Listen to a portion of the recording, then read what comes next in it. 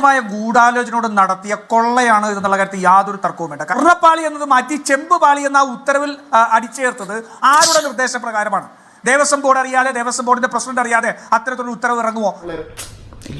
ഇയാളുടെ ക്രെഡൻഷ്യൽസ് എന്താണ് എന്ന് പോലും അന്വേഷിക്കാതെ ദേവസ്വം ബോർഡ് ഒരു ഉത്തരവിലൂടെ നേരത്തെ സൂചിപ്പിച്ച പോലെ ഇന്ന് ആ ഗജ ഫ്രോഡ് എന്ന് പറയപ്പെടുന്ന ആൾക്ക് ഇതെല്ലാം ചെയ്യാൻ സാഹചര്യം ഉണ്ടാക്കുന്ന ഉത്തരവ് ബോർഡ് ഇറക്കിയെങ്കിൽ അത് കൃത്യമായിട്ട് ദേവസ്വം ബോർഡിന്റെ പരിപൂർണമായ സമ്മതത്തോടു കൂടി അറിവോടും നടന്നിരിക്കുന്ന കൊള്ളയാണ്. അയ്യപ്പന്റെ പേര് പറഞ്ഞ് അന്യ സംസ്ഥാനങ്ങളിൽ പോയി അയ്യപ്പന് സ്പോൺസർഷിപ്പ് പിടിക്കാൻ ഉണ്ണികൃഷ്ണൻ പോറ്റിയെ ചുമതലപ്പെടുത്തിയ ദേവസ്വം ബോർഡ് കുറ്റക്കാരല്ലേ? എന്തുകൊണ്ട് അതിനെതിരെ അന്വേഷണമില്ല? ഇതാണ് പറഞ്ഞത്. കേരളത്തിലെ ഉന്നത നേതൃത്വം CPM അറിഞ്ഞുകൊണ്ട്, മുഖ്യമന്ത്രി അറിഞ്ഞുകൊണ്ട് ശബരിമലയെ കൊള്ളയടിക്കുകയാണ്. അദ്വൈതം എന്ന് പറഞ്ഞൊരു സിനിമ ഉണ്ടായിരുന്നു. അതിനകത്ത് സോമൻ അവതരിപ്പിച്ച ശേഖരൻ എന്ന് പറഞ്ഞൊരു കഥാപാത്രമുണ്ട്. ശബരിമലയിൽ ഇന്ന് നടക്കുന്ന കാര്യങ്ങൾ പുറത്തു വരുമ്പോൾ അദ്വൈതം സിനിമയിലെ ശേഖരനാണ് മുഖ്യമന്ത്രി പിണറായി വിജയൻ. ശേഖരൻ അവിടെ ആൾക്കാരെ നിർത്തി അയ്യപ്പന്റെ മുതൽ കൊള്ള ചെയ്യുന്ന അദ്വൈതം ചിത്രത്തിന്റെ തനിയാവർത്തനം കേരളത്തിൽ നിന്ന് ശബരിമലയിൽ നടന്നുകൊണ്ടിരിക്കുകയാണ്. ഒരക്ഷരം പോലും തെറ്റിയില്ല. അതിന്റെ ഭാഗമായിട്ട് അന്വേഷണം നടന്നുകൊണ്ടിരിക്കുകയാണ്. ഇതിന്റെ ഇടയ്ക്ക് ഇപ്പൊ ദേവസ്വം ബോർഡ് ആസ്ഥാനത്ത് കോൺഗ്രസ്സുകാർ സമരം നടത്തുന്നില്ല, BJPക്കാർ ശബരിമലയിലേക്ക് പോകുന്നില്ല. നാളെ തന്നെ ഞങ്ങൾക്ക് ചാനലുകൾക്ക് കുറെ സംഭവങ്ങൾ കിട്ടണം, ഏറ്റവും വഴിയിലേക്ക് ഇറങ്ങണം, പ്രശാന്ത് രാജിവെക്കണം. എന്തിനാ പ്രശാന്ത് രാജിവെക്കുന്നത്? 99 ഉണ്ടായ സംഭവത്തിന് കാശ്മീരിനെ ഇന്ന് പ്രശാന്തിനെ പുറത്താക്കുന്നത്? കഴിഞ്ഞ പ്രശാന്ത് രാജിവെച്ചൊന്നും എനിക്ക് അറിയത്തില്ല കേട്ടോ. പറയട്ടെ, ഞാൻ പറയട്ടെ സാർ. പുതിയ കാര്യം വല്ലതുമാണെങ്കിൽ മാത്രം പറഞ്ഞാൽ മതി. 99 ഈ സംഭവത്തിന് ഉണ്ടായതിന് പ്രശാന്ത് എന്നാ ഇപ്പൊ രാജിവെക്കുന്നത്? ഇപ്പൊ പ്രശാന്തിന്റെ ചോര കുടിക്കാൻ ആഗ്രഹിക്കുന്ന RSSും BJPയും കോൺഗ്രസും നമ്മുടെ നാട്ടിലുണ്ട്. അപ്പൊ പ്രശാന്തിനെ രാജിവെപ്പിക്കാൻ ഹാഷ്മിക്ക് എന്താ തിടുക്കം? ഇത്തവണ കൊണ്ടുപോവുകയും തിരിച്ചു കൊണ്ടുവരികയും കുറിച്ച് തർക്കമുണ്ടോ? 2019 ഈ ഉടായ്പ കാണിച്ചൊരുത്തൻ 2019 ഈ ഉടായ്പ കാണിച്ചൊരുത്തൻ 4 കിലോ അവിടെ പോയിട്ട് തിരിച്ചു വന്നിട്ട് ഈ 4 കിലോ തൂക്കം രേഖപ്പെടുത്താതിരിക്കുന്നത് ഉദ്യോഗസ്ഥർ മാത്രം പിഴവാണോ? അങ്ങനെ രേഖപ്പെടുത്താതിരിക്കുന്നത് കണ്ടുപിടിക്കാൻ കഴിവില്ലെങ്കിൽ ദേവസ്വം ബോർഡ് കഴിവുകെട്ട സംവിധാനമാണെന്നല്ലേ അങ്ങ് സമ്മതിക്കുന്നത് ശ്രീ കെ അനിൽകുമാർ? എല്ലാം ഉദ്യോഗസ്ഥരാണെങ്കിൽ ഉദ്യോഗസ്ഥർ മാത്രം ഭരിച്ചാൽ പോരെ? ഒന്ന്. രണ്ടാമത്തെ കാര്യം, ഇത് ദേവസ്വം ബോർഡിന് അറിയാമെങ്കിൽ ഈ ഉടായ്പ മൊത്തം പൂഴ്ത്തി വെച്ചത് ആരുടെ താല്പര്യത്തിനാണ്? ശ്രീ കെ അനിൽകുമാർ, അതേ പോറ്റി 2020 പിന്നെ വരിക, അത് പ്രശാന്തിന്റെ കാലത്താ.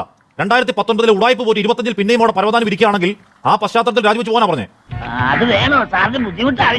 അപ്പോ ഈ കാശ്മീർക്ക് തീരെ ഒന്നും മനസ്സിലായിട്ടില്ല അല്ലേ? ഈ പോറ്റിയെ സംബന്ധിച്ച് എന്തെങ്കിലും വിവാദം ഉണ്ടാകുന്ന കാലത്താണോ പ്രശാന്തിന്റെ കാലത്ത് ഇത് പുറത്തു കൊണ്ടുപോയത്, ചെന്നൈയിലേക്ക് കൊണ്ടുപോയത്? ഈ ചെന്നൈയിലേക്ക് എവിടേക്കാണ് കൊണ്ടുപോയത്? 40 കൊല്ലത്തേക്ക് ഈ പറയുന്ന പാളികൾ അത് കൃത്യമായി പരിപാലിച്ച് തന്നുകൊള്ളാം എന്ന് സ്മാർട്ട് ക്രിയേഷൻ 40 കൊല്ലത്തെ ഗ്യാരണ്ടി തന്നിട്ടുള്ളത് അറിയാമോ? അത് താൻ പറഞ്ഞിട്ട് വേണോ ഞാൻ അറിയാൻ? അത് പ്രകാരം 2023 തന്ത്രി ഇത് നന്നാക്കി എടുക്കണമെന്ന് നിർദ്ദേശം കൊടുത്തിട്ടുള്ളത് അറിയാമോ? 2023 അനുവാദം കിട്ടിയത് അറിയാമോ? അതനുസരിച്ച് 2023 പെട്ടെന്ന് മണ്ഡലകാലം വരുന്നത് കൊണ്ട് അന്ന് കൊണ്ടുപോകാൻ കഴിഞ്ഞില്ല. അത് കഴിഞ്ഞ് എന്ത് ചെയ്തു? യഥാർത്ഥത്തിൽ കൊണ്ടുപോകാൻ താമസിച്ചു എന്ന പരാതിയാണുള്ളത് അവിടെ. ഈ പറയുന്ന സ്പോൺസറുമായി എന്താണോ കരാറുള്ളത് ആ കരാർ പ്രകാരം പാലിക്കാൻ കൃത്യമായി താങ്കൾക്ക് തന്നെ കൺവിൻസിംഗ് വാദമല്ല, നിങ്ങളെ കൺവിൻസ് ചെയ്യാൻ ഉദ്ദേശിക്കുന്നില്ല. താങ്കൾക്ക് തന്നെ കൺവിൻസിംഗ് അല്ല, നിങ്ങളെ കൺവിൻസ് ചെയ്യാൻ ഞാൻ ഉദ്ദേശിക്കുന്നില്ല.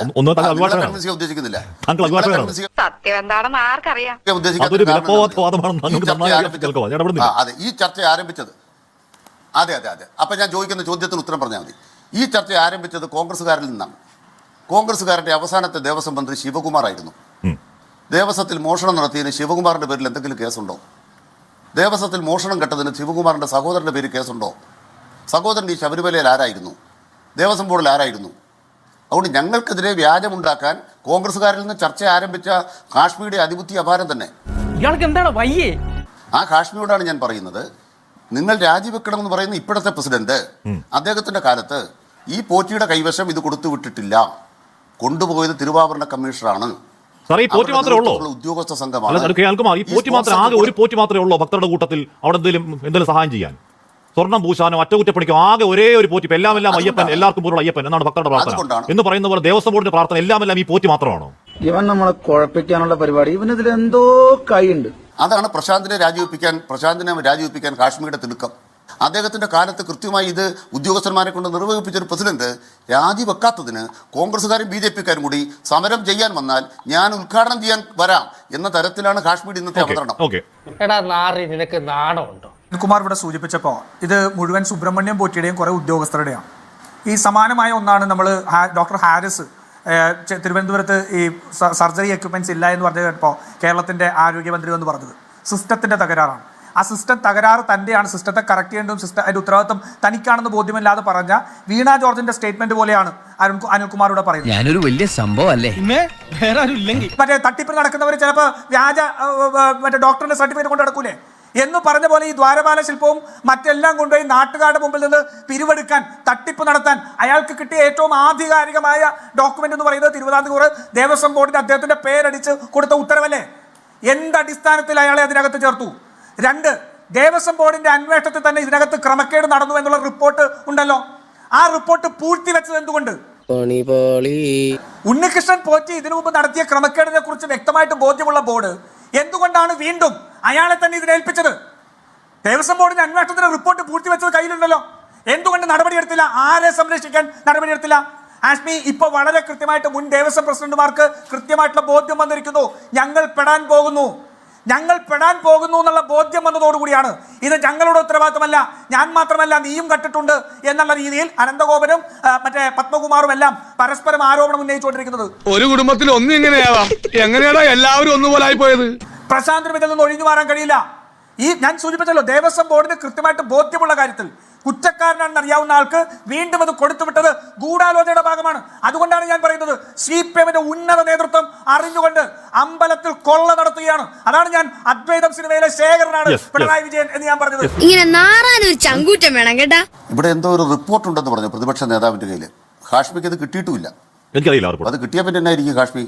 ഇന്ന് കാശ്മീർ ഇൻട്രോ കണ്ടപ്പോഴത്തേക്കും അതെ കാശ്മീർ ഇൻട്രോയിലെ ബേളം കണ്ടപ്പം ആ റിപ്പോർട്ട് കൊണ്ടൊന്ന് കിട്ടിയിരുന്നത് എന്തായിരിക്കും കോലാഹലം? നമുക്ക് നിൽക്കാൻ പറ്റുമോ? നിനക്കൊക്കെ 2 പോത്തിനെ മേടിച്ചിട്ട് പാടത്ത് പൂട്ടാൻ പൊക്കൂറ മലമങ്കി. അതുകൊണ്ട് കാശ്മീർ റിപ്പോർട്ടിന്റെ കോപ്പിയും ചോദിക്കാവോ? അത് താമസിപ്പിക്കരുത്, ഇന്ന് രാത്രി തന്നെ പുറത്തു വിടണം.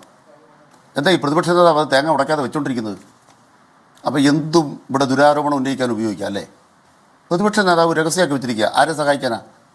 കാശ്മീർ പോലും ഇത്രത്തോളം ബഹളം വെക്കുന്നു, എന്നിട്ടും പ്രതിപക്ഷ നേതാവ് കിട്ടിയ റിപ്പോർട്ട് പൂഴ്ത്തി വെച്ചിരിക്കുക. അപ്പോൾ ഈ പ്രതിപക്ഷ നേതാവിൻ്റെ ആരോ പോറ്റി, അല്ലെ പിന്നെ പ്രതിപക്ഷ നേതാവ് തന്നെ റിപ്പോർട്ട് പുറത്തുവിടാത്തത്? അപ്പോൾ പ്രതിപക്ഷ നേതാവാണ് ഇതിൻ്റെ പിന്നിൽ നിന്നുള്ള കാര്യം ഇപ്പോൾ കാശ്മീർക്ക് ബോധ്യമായില്ലേ? ദേവസ്വം ബോർഡ് ഒരിക്കലും ഒരു പോറ്റിക്കും ഒറ്റയ്ക്ക് ഇത് കൊടുത്തുവിടാൻ തീരുമാനിച്ചിട്ടില്ല.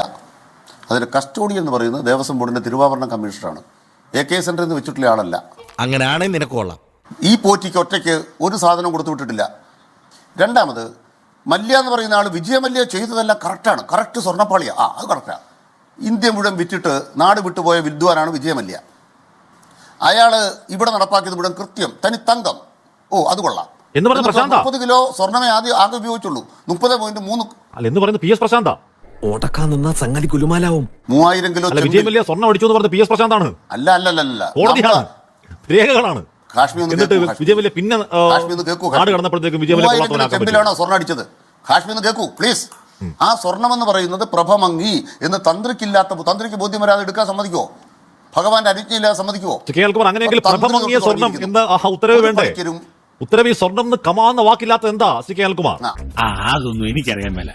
ഇങ്ങനെ എന്തെങ്കിലുമൊക്കെ പറയുമ്പോഴേ എന്റെ മനസ്സിനൊരു സന്തോഷം.